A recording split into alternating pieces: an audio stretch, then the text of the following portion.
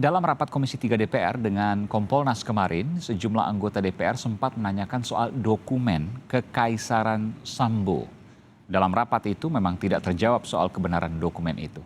Namun banyak pihak mendesak agar praktik perjudian, terutama judi online, diberantas tuntas, termasuk membersihkan tubuh kepolisian dari kemungkinan pengaruh mafia perjudian.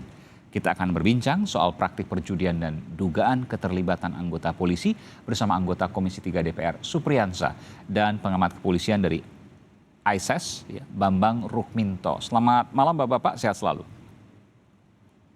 Selamat malam Ya. Mas Aiman. Baik, saya ke Pak Bambang dulu. Pak Bambang, apakah ada indikasi yang terkait lepas dari kejadian ini ya? Ini kan tentu publik akan membaca seperti ini. Irjen Verdi Sambo dilakukan penegakan hukum, lalu praktik judi online ditindak di mana-mana, hampir di seluruh Indonesia, dari Sumatera, Jawa, bahkan Sulawesi. Apa yang bisa Anda sampaikan di sini, Pak Bambang? Saya melihat ini adalah praktek pemadam kebakaran ya. Ketika sudah rame-rame, baru datang para pemadam kebakaran ini. Gitu. Ya, sejak awal Bagan itu memang memunculkan pertanyaan dari mana gitu. Tapi terlepas dari mananya, Bagan itu memang harus didalami oleh kepolisian karena informasi apapun, sekecil apapun itu tentu memiliki sesuatu yang penting untuk didalami. Oke, kebakaran adalah satu hal Pak Bambang, tapi kemudian masyarakat menduga jangan-jangan benar bahwa ada kerajaan Verdi Sambo yang salah satunya melindungi mafia judi online. Ya, artinya memang akan menjadi pembenar dengan penggerebekan ini akan menjadi pembenar bahwa selama ini ada upaya untuk menutupi kasus perjudian gitu. Dan ini praktek perjudian ini kan bukan terjadi kemarin atau sebulan yang lalu, tapi sudah bertahun-tahun gitu.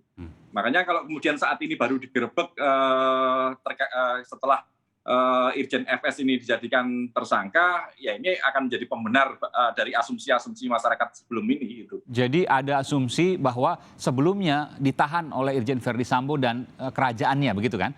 Lalu kemudian setelah dilakukan penangkapan dan lain sebagainya, ada juga perwira lain yang kemudian mendapat proses penegakan hukum, lalu lancar penegakan hukumnya. Sesederhana itukah atau ada hal yang lain sesungguhnya? Selain itu memang ada, kalau melihat sejak awal memang ada faksi-faksi di internal ya. Ini serang menyerang antara faksinya Pak Sambo dengan faksi-faksi di internal kepolisian. Faksi-faksi itu memang sebuah keniscayaan dalam sebuah organisasi gitu.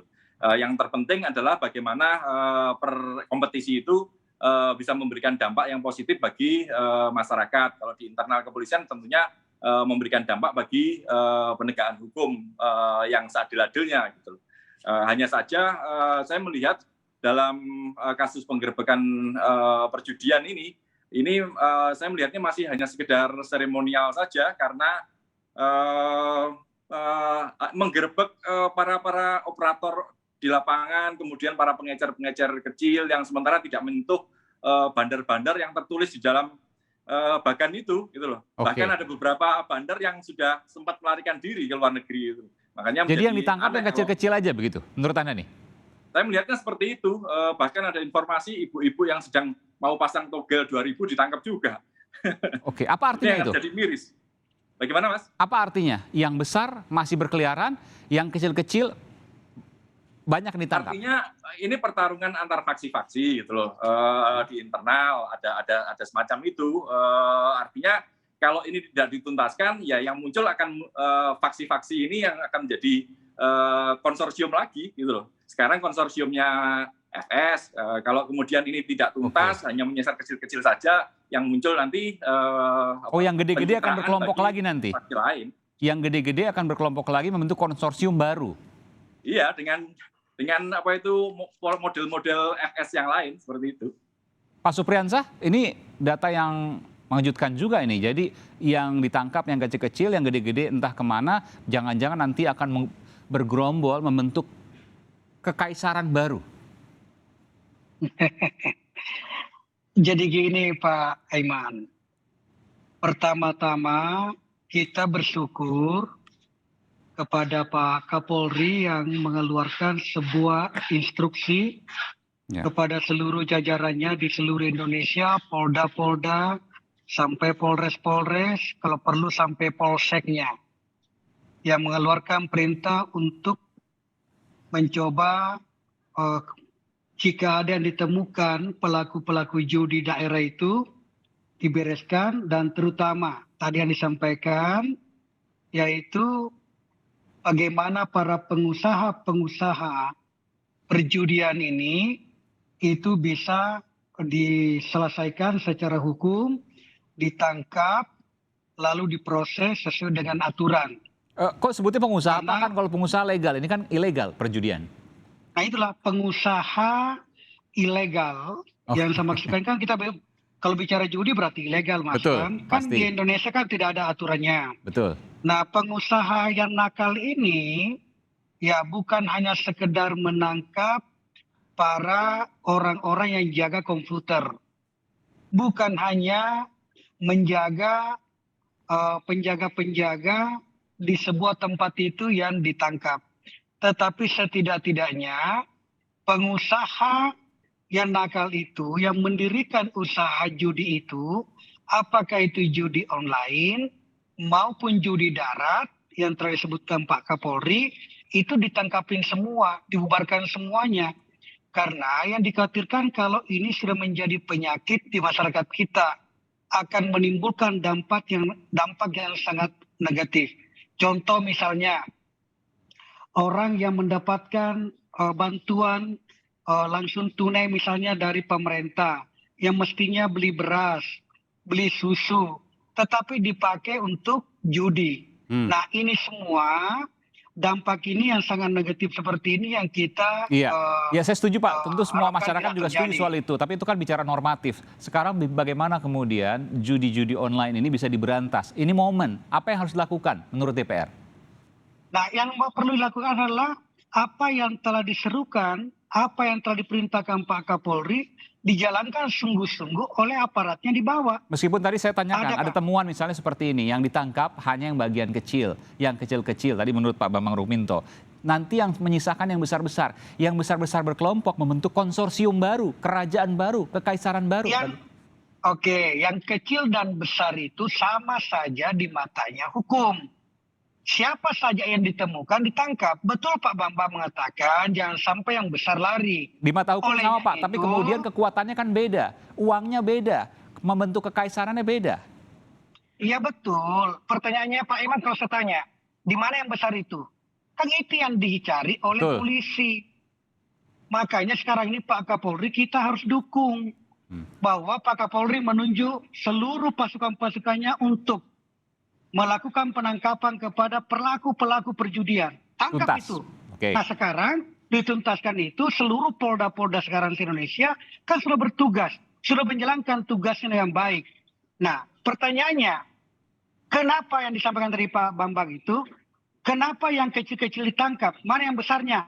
Itulah tugasnya para polda-polda yang ada di wilayah, yang disinyalir di wilayahnya ada praktek perjudian, tangkap itu, jangan pandang bulu. Olehnya itu tidak boleh lagi kita mengatakan ada yang backup. Kenapa? Kalau ada yang backup Pak, kan tadi sudah disampaikan Pak Kapolri, siapapun yang membackup perjudian, yang memberi backing kepada perjudian, dia akan copot. Kalau dia menggait sebuah jabatan di kepolisian, dicopot jabatannya. Kurang apa ancamannya itu? Ya kan? Nah, itu. Pak Supriyansah, saya yakin Ya. bahwa DPR juga punya fungsi penyelidikan, meskipun hak itu belum tentu dilakukan. Tapi saya ingin tanya bahwa ada skema bagan terkait dengan kerajaan Sambo. DPR juga kemarin sempat menunjukkan pada saat rapat dengan Pak Menko Polhukam. Iya, Apa yang betul. bisa disampaikan soal ini Pak Supriyansah? Iya, DPR tidak memiliki fungsi penyidikan. Iya, saya katakan penyelidikan tadi Pak. Tetapi DPR memiliki fungsi pengawasan. Nah, olehnya itu kita bisa melakukan pengawasan-pengawasan. Termasuk bagan yang telah diangkat kemarin Pak Arteria Dahlan itu hampir semua anggota Komisi 3 memegang bagan itu. Iya. Ada di tangan kita. Kan punya hak Tetapi angket Pak. pertanyaannya, Hak angket kan iya. menyelidiki. penyelidikan.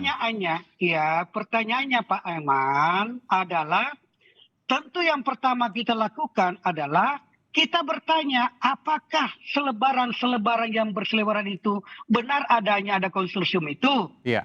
Kita tidak bisa menyatakan bahwa ini benar, ini tidak benar. Tetapi ada lembaga yang ditunjuk oleh aturan hukum kita yang bisa melakukan penyelidikan sekaligus penyidikan terhadap terduga, yaitu kepolisian. Nah, kepolisian bermitra dengan Komisi 3. Nah, Komisi 3 mempergunakan hanya untuk melakukan pengawasan.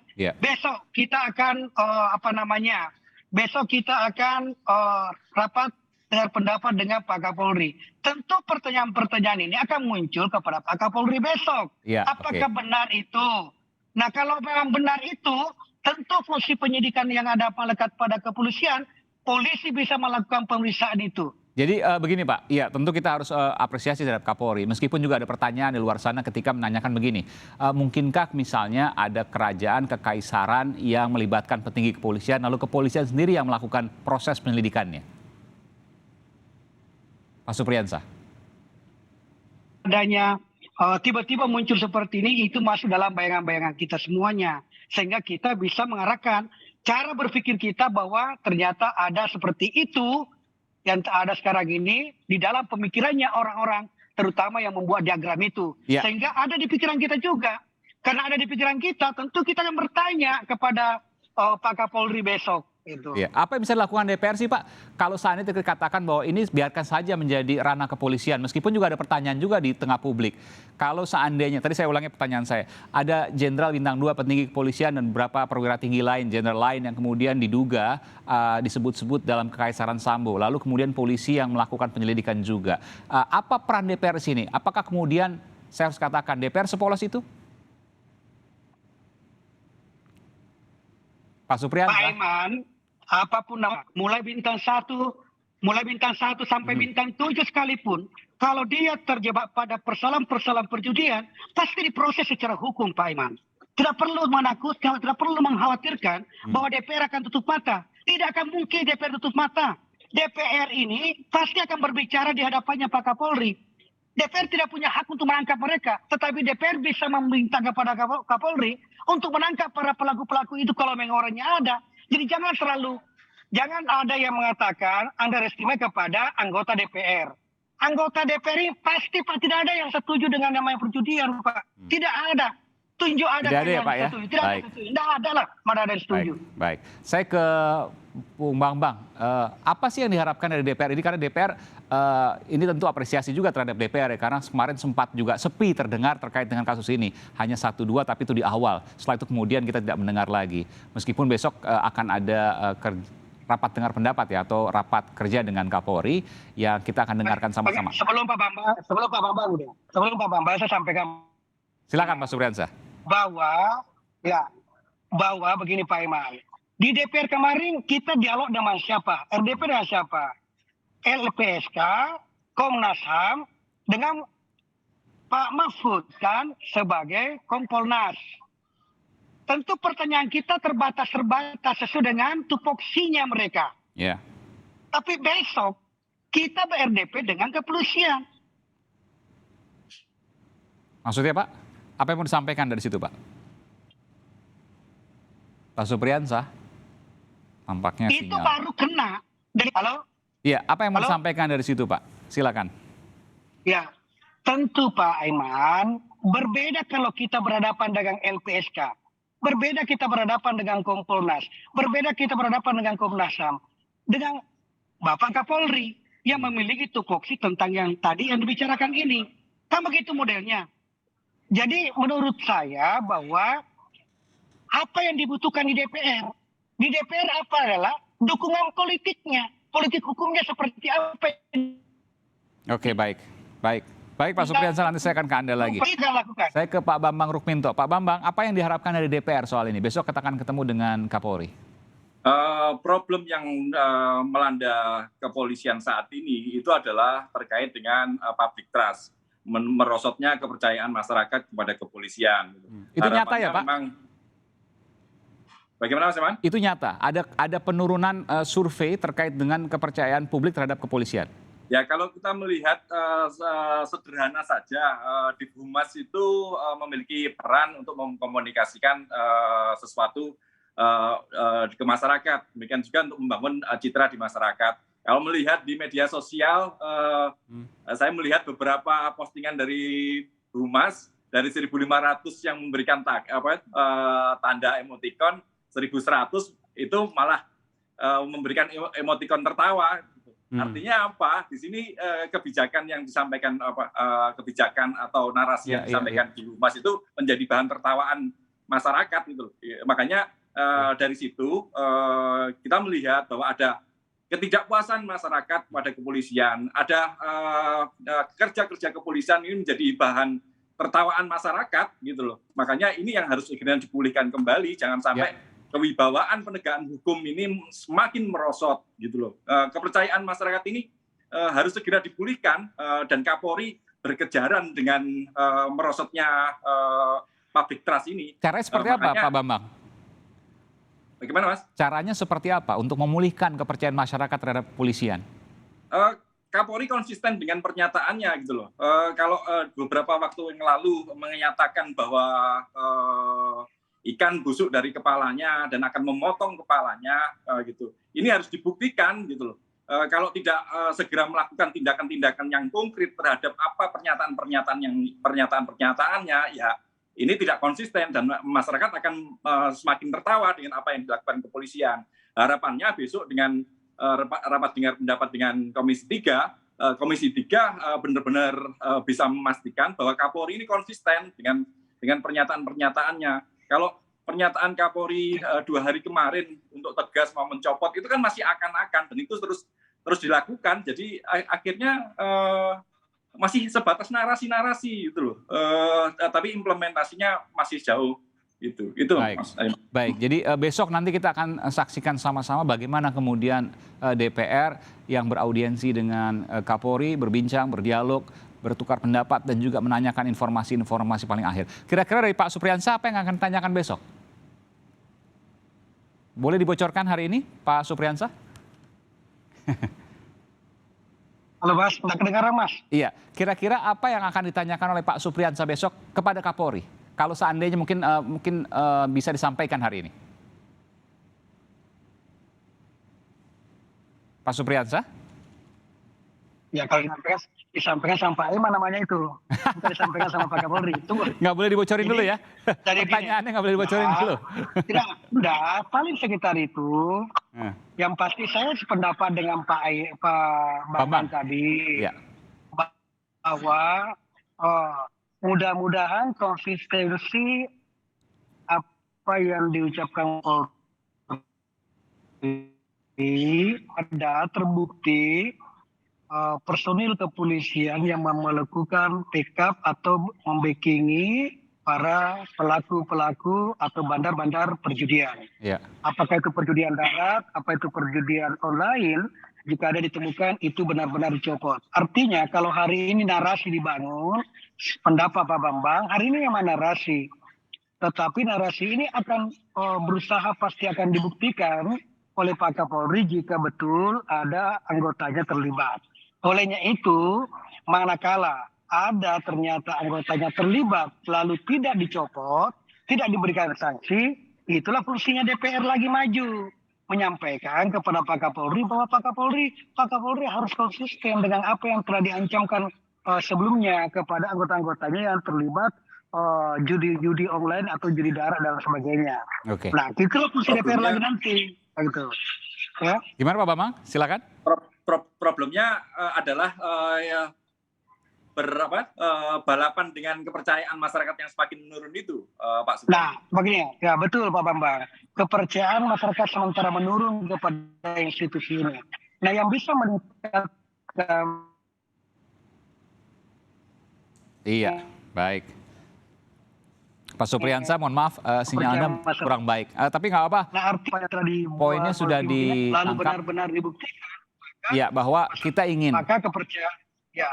Kita maka ingin bahwa kepercayaan masyarakat institusi baik, kepolisian, ya. Polri, ini kembali mendapatkan kepercayaan di tengah masyarakat. Tentu ini keinginan kita bersama dan Ya. ini harus ditunjukkan oleh kinerja yang tentu harus berubah, harus baik dan harus konsisten ke depan serta Ya, transparan dan betul. terbuka. Tentu ini Betul. transparan dan akuntabel maksud saya bisa kemudian dipertanggungjawabkan. Ini tentu menjadi hal yang terus dikawal, harus hal yang terus dicermati dan kita juga sama-sama menjaga soal ini. Terima kasih Pak Supriyansa, anggota Komisi 3 DPR dari fraksi Partai Golkar dan juga Bung Bambang Rukminto dari ISES, peneliti ISES atau pengamat polisian. Terima kasih, selamat malam Bapak-Bapak, sehat selalu.